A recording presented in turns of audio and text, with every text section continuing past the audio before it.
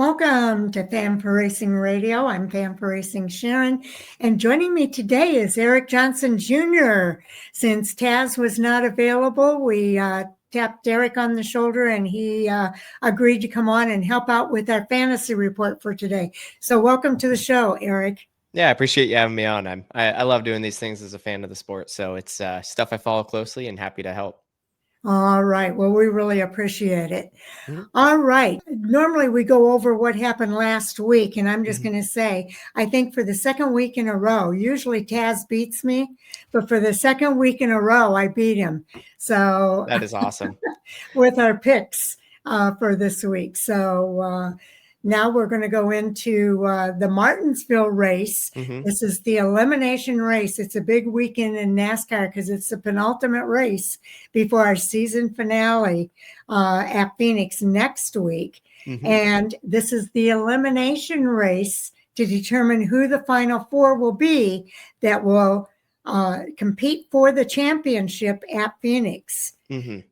So yeah, it's a big one for everyone out there. You know, I think a lot of teams have this one circled as their obvious, last shot for those who are in a must win. I'm sure we'll get into it a little bit more, but we know that there's some heavy hitters kind of in that position after Talladega and what happened there. So it's going to be really interesting to see what people show up with and kind of how the race plays out given that. But yeah, it can be a make it or break it one for a lot of people and has been in the past many times for some of our champions that have come in the past. Yes. But, I think this year, Eric, is probably one of the most competitive years that we've had and the strongest field of 8 drivers that we've had in a very, very long time. Yeah, I think the next gen itself breeds competition, which is a nice thing to see coming from, where the sport was at for a while, being dominated by a handful of manufacturers and major teams. So I'm with you. I think at the end of the day, those teams are still the ones that have rose to the top now that teams haven't had more time to get comfortable with the next gen. But sitting here looking at who's going into that race inside that top 8 and eventually into that final 4, I don't think anybody can necessarily say there's one favorite. I totally agree with you. I think any one of them are perfectly capable of winning. Absolutely. So let's go ahead and get into some of our reports here that help guide us in making our decisions at the end. Mm-hmm. And these are suggestions for anyone else that is looking at making their fantasy picks for this weekend. At the top of the list is last year's winner, and that is Ryan Blaney. Yeah, I feel like with the Fords, they've been strong all year with their short track, specifically the short intermediates, the things that come to mind, like the New Hampshires, like the Phoenix raceways. There's a common conversation that goes around in the garage that you are in danger if you let Penske get to the final 4 because they are just so tough to beat at a track like Phoenix. But when you go to those short tracks like Martinsville and Bristol, the playing field kind of levels out a little bit more. And I think you do see some more strengths come in from the Toyota camp, from the Chevrolet camp. But last year goes to prove when needed most, Ryan Blaney is one of those drivers that has showed up, and Logano has done so multiple times as well in that final round. So I don't think you can count either one of them out. I would agree. And then, of course, Denny Hamlin is having a banner year this year. Mm-hmm. A lot of people are thinking this might finally be Denny Hamlin's year to take that championship. What are your thoughts there? Yeah, it's one of those things where Denny's certainly still trending upwards, no matter how his career is. Some people argue the age factor, but you can't argue with results. He's still showing up every week and proving that team is capable of being a championship winning team. And this is just another example of that. So I think as a whole, you still got to close it out. He's had a great year, but there's also been times where small little things have cost them even more success. Biggest things I kind of think of is just pit road, things of that sort, where when you go to Phoenix, that has been their Achilles in the past, whether it be at Phoenix, Homestead, other appearances in the Final Four. I think they are going to need to be operating on all cylinders, not just Denny himself. And it's not just Denny himself. You're right. It is Hmm. the entire team. Kyle Larson, we know Kyle Larson likes to race in other venues Hmm. besides the NASCAR Cup Series. But once the playoffs started, Kyle Larson decided that he was going to focus on the playoffs. And we've Yeah. seen the difference. Yeah, I think that's massively important. Seat time is hard to argue for a driver, coming from speaking from my experience, looking for constantly opportunities to get behind the wheel because anything you can do to stay sharp helps. But when you're somebody like Kyle Larson, who does have so much seat time, who does drive so many different cars on a regular occasion, I think when you get to this point in the season, seat time necessarily doesn't committing to be as important of a factor as much as being focused, trying to make sure everyone, again, firing on all cylinders on a team level. I think committing to his team that way is a great thing, and I think it's showing. Okay, and then our next driver, Chase Elliott, NASCAR's most popular driver, Hmm. dead last in the playoff standings right now. What are your thoughts there?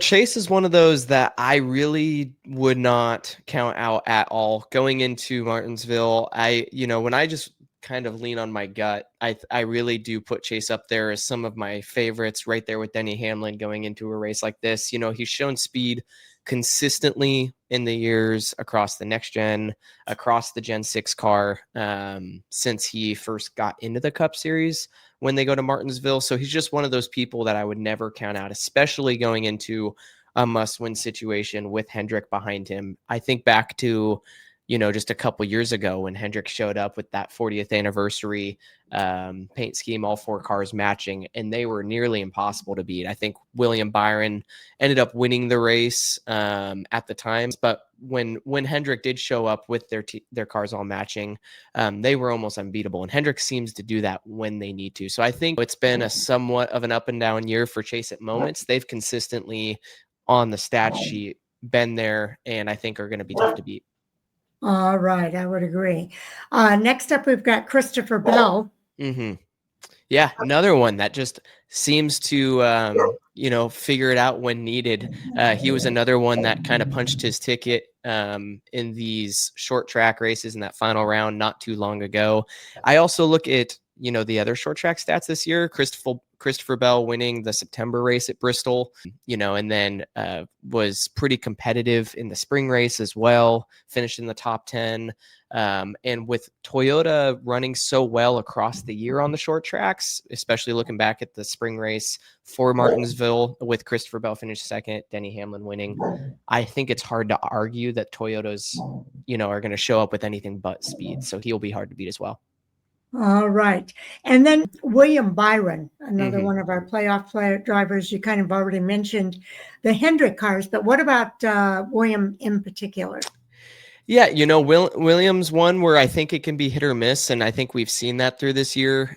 Being 36 points out, it's pretty close to a must win there unless he really capitalizes on those stage points, which is very possible. So I don't want to count him out, and he is a past Martinsville winner, but I certainly think looking at this year's results, let's see, I'm just pulling up the spring results. I want to see where he finished.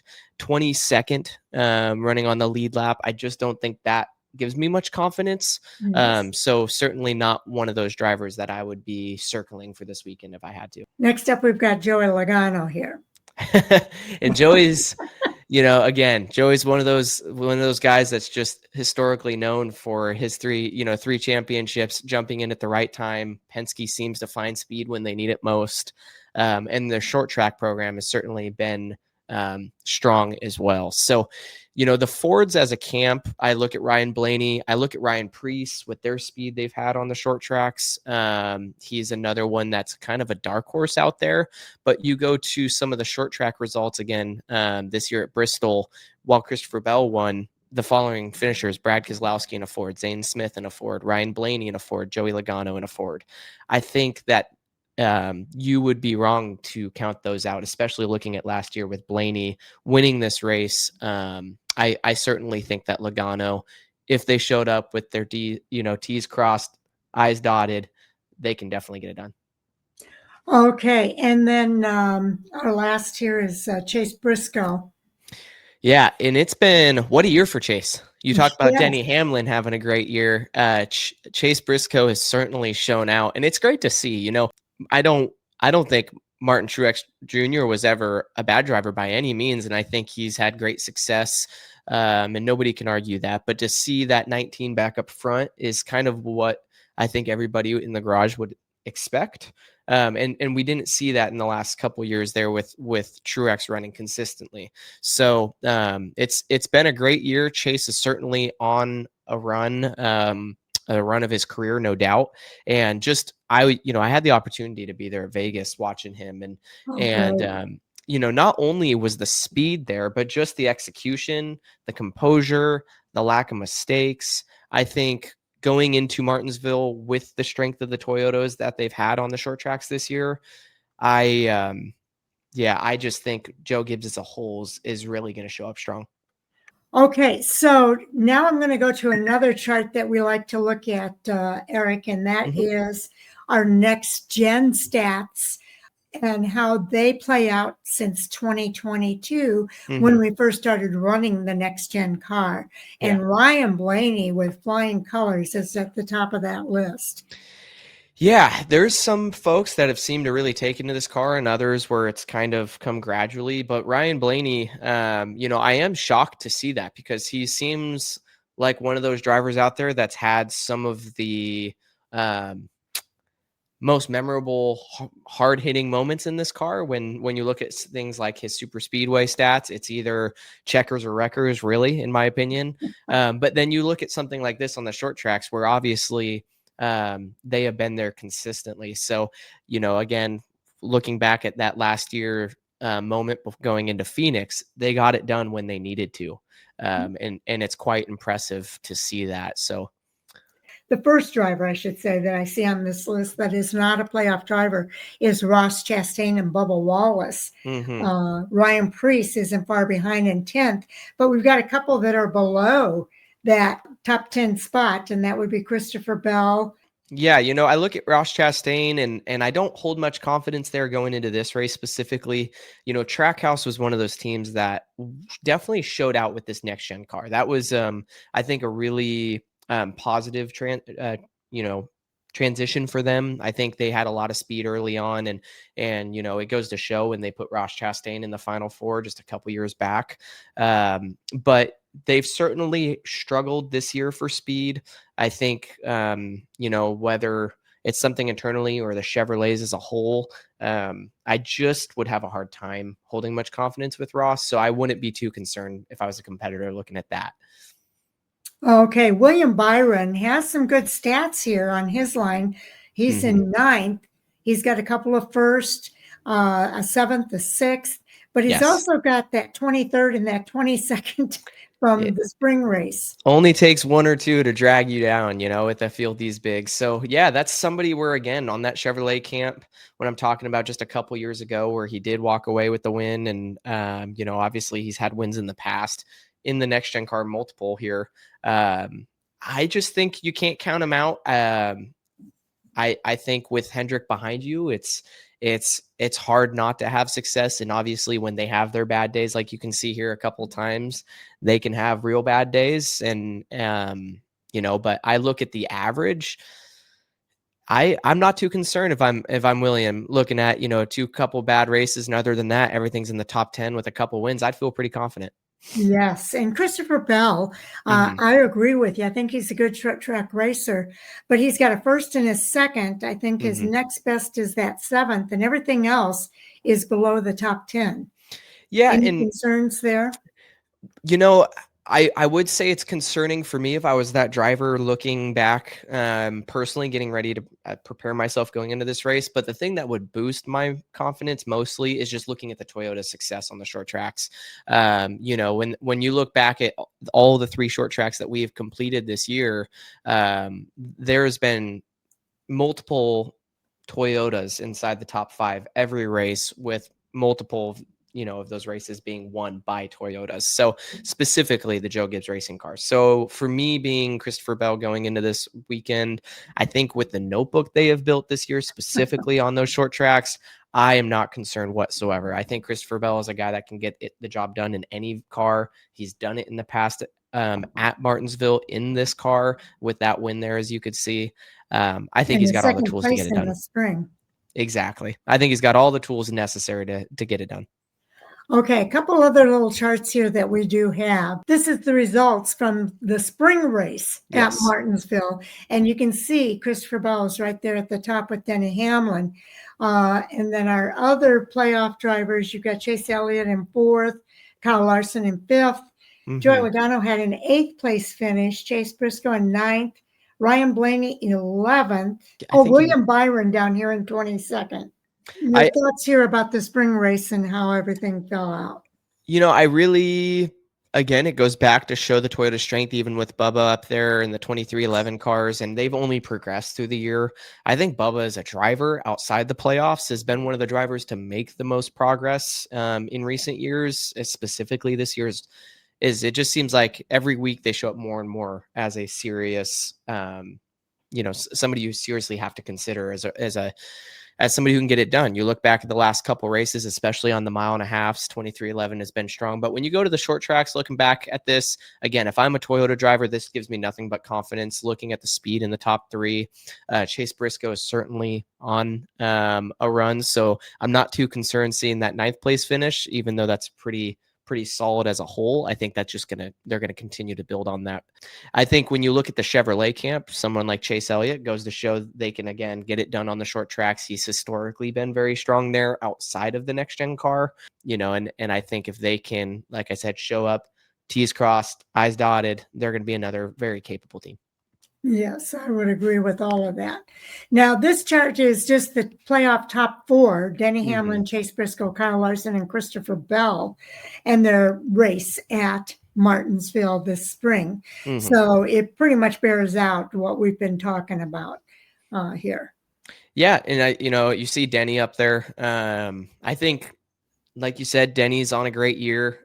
He's been very strong these last couple races. I certainly think he could be very likely one to beat going into this weekend. When you're looking at that head to head there, but I'm not surprised by anyone I'm seeing up there at all. Okay. And then this chart gives us the driver rating for these drivers, and keeping in mind that this encompasses all of their races, even pre next gen car. But it gives you an idea of their driver rating. The number 1 driver here again is Denny Hamlin. Yeah. And the thing that sticks out to me more than anything like a sore thumb is just looking at the experience. That first column, 39 races compared to somebody like Chase Briscoe with only 9. It goes to show it's hard to beat experience.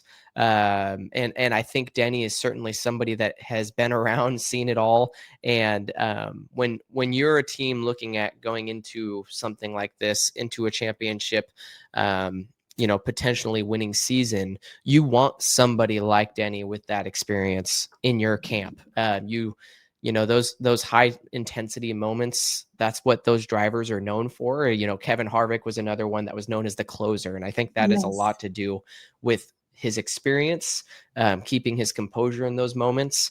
I think there's a lot of young drivers who are fast and can show that, but being able to show that consistently all the way through the end of the race, I think Denny Hamlin just goes to show in as many ways as possible. He is one driver that has proved himself over and over again to be able to do that. Okay. And then the second driver highest rating is Chase Elliott, followed by Ryan Blaney. Those are the only 3 drivers with a driver rating over 100. Yeah, and this goes back to kind of my gut feeling with Chase. He's somebody who I think a lot of fans, when you think of Chase Elliott and his success, there's been a lot of moments at Martinsville that kind of get tied into that thought. And I think that goes to show here. Well, I don't know necessarily if the next gen car has been his strongest suit. I think that Martinsville as a whole has been one of his best performing tracks. And again, it goes to show. Okay. And then Joey Logano is the only driver in the 90s. Yeah. And again, Joey's one of those people that just seems to, especially in years where they don't necessarily have speed all year long, like this year or even last season when he won the championship. I look at this as a competitor to kind of remind me that he is somebody that still can get the job done, has had speed at these tracks. And again, with the experience, he's been in the series for so long. Again, 33 races. They're not far off of what Hamlin has. Experience can really get the job done in those intense moments, and he's certainly in one of those going into this race. This is the point standings as they stand now. You mentioned Mhm. being in a must-win situation for William Byron. He's 36 down. 2 points behind him is Joey Logano.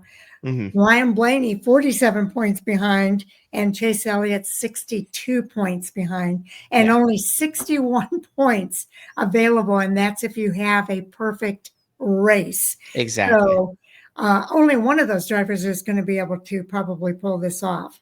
Yeah, I'm pretty happy to look up and see Briscoe and Hamlin up there locked in because of the consistency they've had lately, the speed they've had lately, and looking at them as serious threats on these short tracks, like I talked about with the Toyota showing up strong.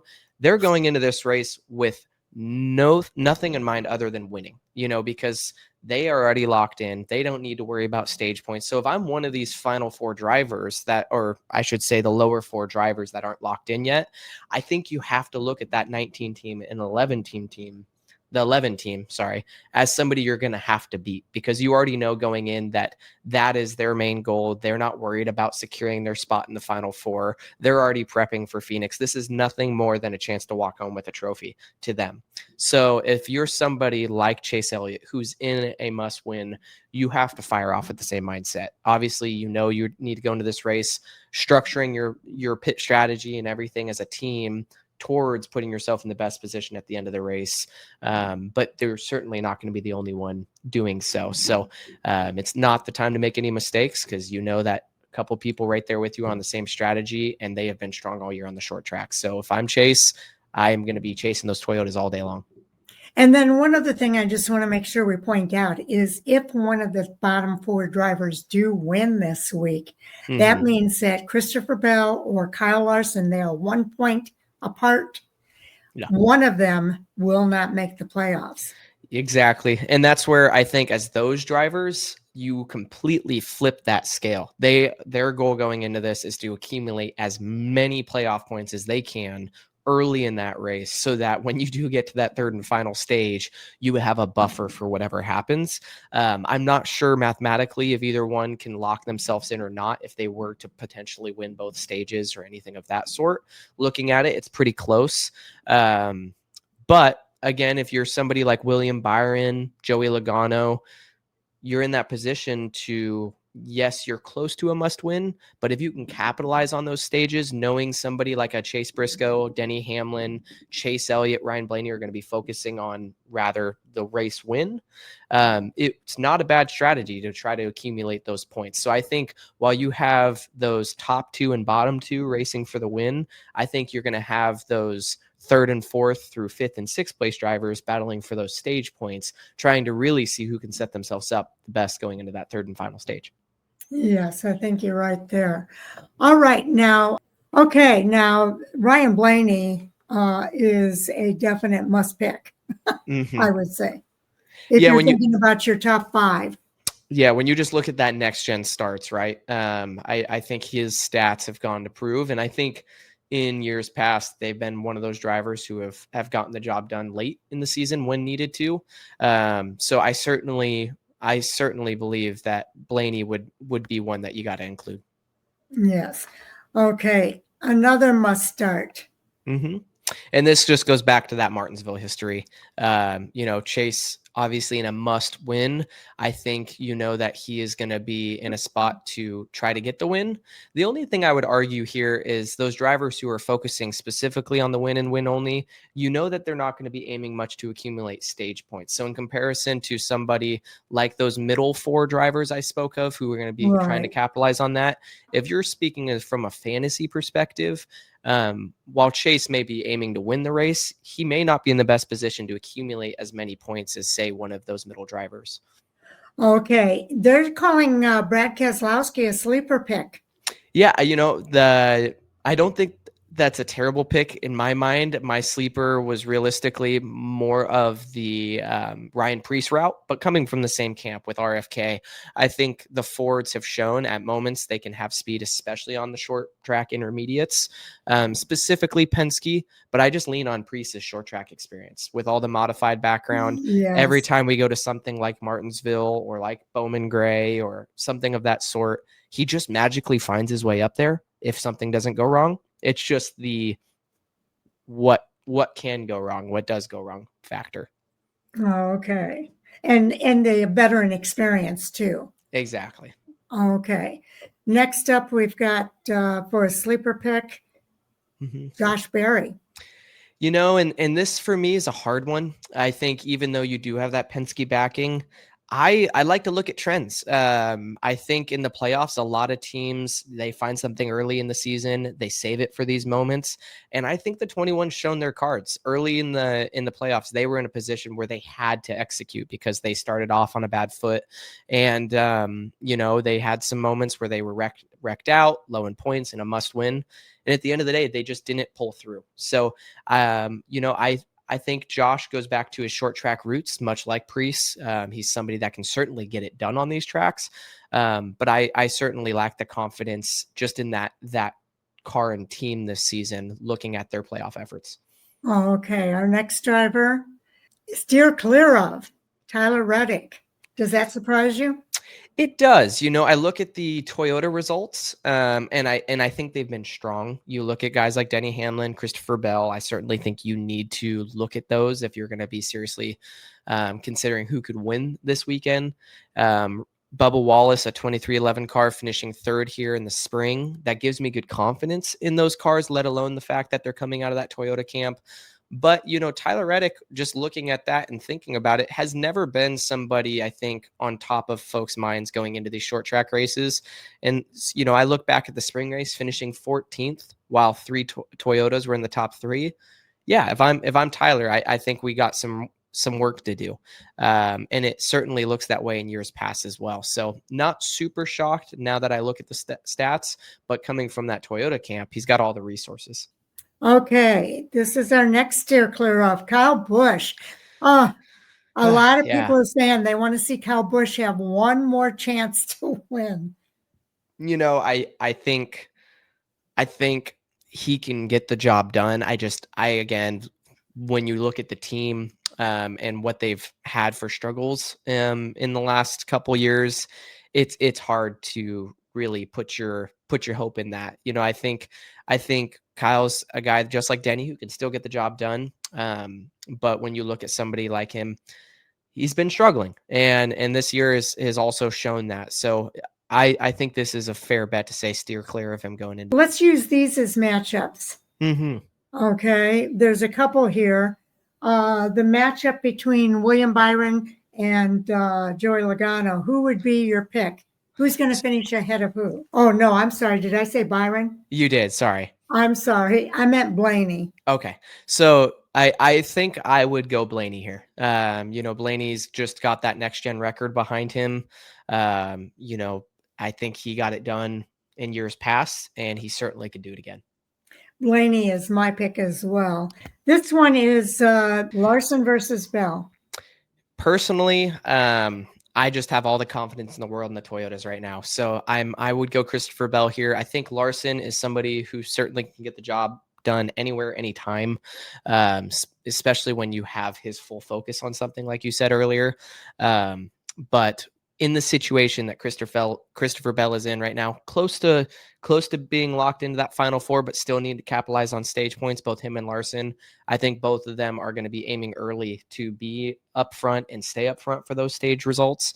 And I just certainly think Christopher Bell, looking at those previous races, you know, obviously this season, you look at the short tracks, Bell's got it done at Bristol, and he's been in the conversation, like you said, finishing second this spring at Martinsville behind Denny. I just think he's going to be hard to beat if I'm Larson. Yeah, I have to agree with you again, Eric. On Blaney, the reason I picked Blaney is because his next gen stats put him right at the top with average finish. And I just think Blaney is very, very good on those types of tracks. And then Bell, the same thing. He finished second last spring. He's got a little bit more mixed results, Yes. but I do think that the Toyotas are really coming along and having really, really good results. Exactly.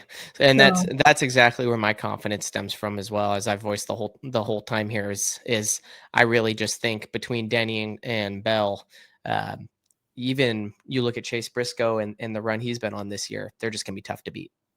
okay, now, did you put together your top 5 and your garage pick? So, I sit here and I kind of on the fly throughout this building that. I certainly have 5 that I would circle, and then I kind of have my dark horse, but I'd love to hear yours first if you got something. Oh, okay. Well, let's see here. I've got Hamlin on the list. Yep. I did put Blaney on my list. Yep. I've got Briscoe on that list. Those are the ones that I have the most confidence in. Okay. The other 2, I'm a little less confident, and I'm kind of back and forth. I think I want Bell to be on this list.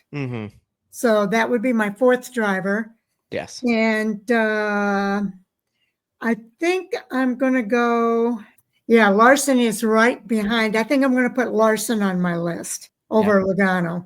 All Now, solid picks. Like you said, this final 8, it's so hard to decide who's going to be in the mix. And then you look outside of the final 4, there's still so many people that have been in the conversation and could get the job done. I mean, you look at the other Toyotas like we talked about with Ty Gibbs, the 2311 camp. Those are all cars that would not surprise me to see them up there. So I think you're right to include who you did. I'm going to put Logano in my garage. Logano. Okay. And what do you think about Chase Elliott? Is that somebody you can trust in going into this? I had him on my list, but I crossed him off in favor of Bell. Okay. Yeah. I think for me, looking at this, I like Denny and Bell from the Toyota camp. I think you got to consider them. Then you look at, and specifically Bell being in the place where he's not locked in yet. Yes, the race win is going to be crucial, but those stage points, I just think they're going to be one to execute and accumulate those. Same thing. I look at Kyle Larson. I think he's going to be in that same spot. If I had to pick Denny, Bell, and Larson as my first 3, I say those with confidence. I would, again, for my 4th with you be on the Blaney camp. I just think those next gen stats have gone to prove. But for me, rather than Logano, it's a possible hit or miss. But I would say with his experience and results at Martinsville in the past, you look at the driver ratings we talked about, I think Chase Elliott is one that's got to perform this weekend and very strongly could. Okay. And your 5th pick? So I think we covered there. So I have Denny, Bell, Larson, and Blaney, and Elliott. So I have 5 there. Okay, so Blaney. And then who's your garage pick? If I had to go garage pick, this is where I am going to go outside and just go off of a whim. I think I'm going to put my money on Ryan Preece. This is a kind of a dark horse. I do think in recent races, they found some speed. You look at Vegas, he got out of that car saying that was one of the best cars he's ever had.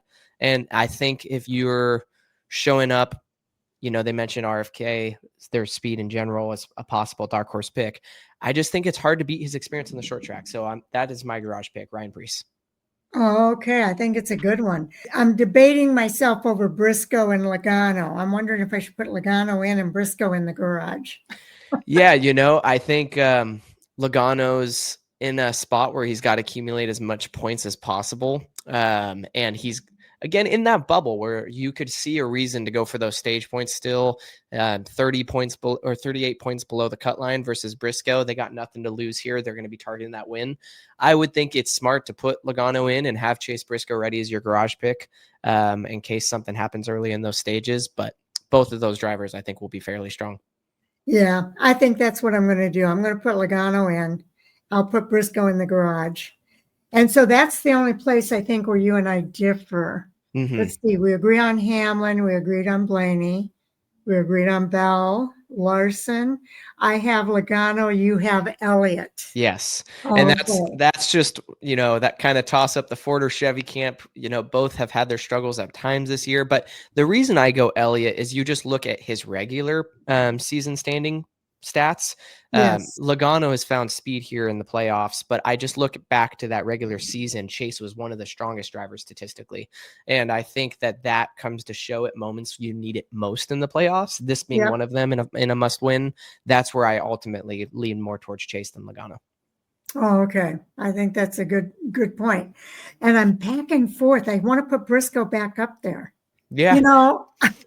It's so tough. Like you said, these are 8 drivers who honestly are the 8 most deserving currently in the series, and I think could get the job done. I think there's plenty of other drivers outside of the playoffs that could certainly surprise people, like the Priest, like the 2311 camp, Bubba running third here in the spring.